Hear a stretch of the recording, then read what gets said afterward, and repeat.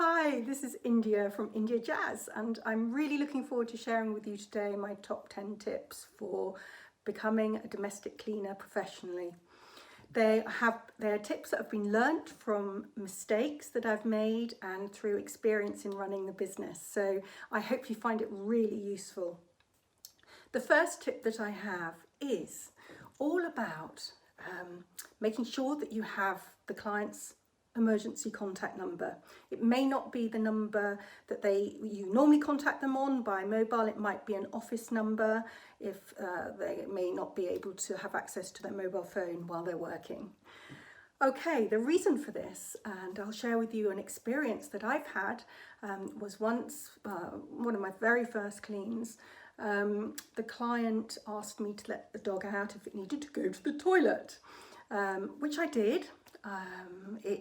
It was barking around my heels, so I let it out, cleaned the kitchen, and after that I thought, should I really let the dog in now? Yes. So went out the back door, no dog.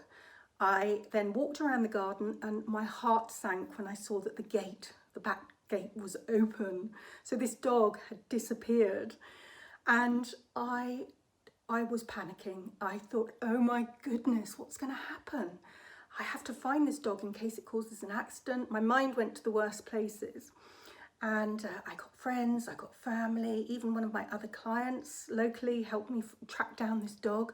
After 3 hours of running across parks and being incredibly stressed, calling vets, it was one of the worst experiences I've ever had. But eventually we did find the dog. One of the vets called us and said it had been handed in.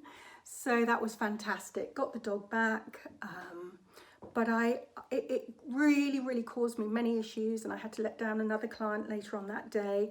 But more importantly, it was the stress of thinking of what the worst that could have happened. Later on that evening, when I managed to get hold of the client when they got home, I explained what had happened, and they said, oh, the dog's always doing that. And my heart, But if I'd had the phone number, it would have saved a lot of anxiety. So there's one good reason why you need to do that. But also it's important to have it in case you are concerned maybe about a possible gas leakage.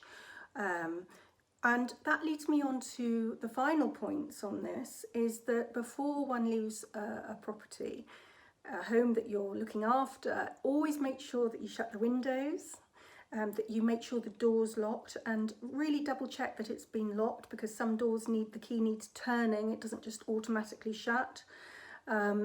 Also make sure that any fires that have been burning are no longer burning.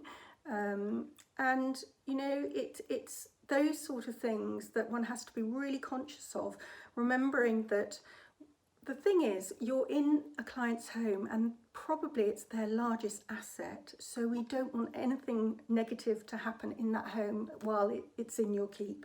So I hope that tip number 1 is useful.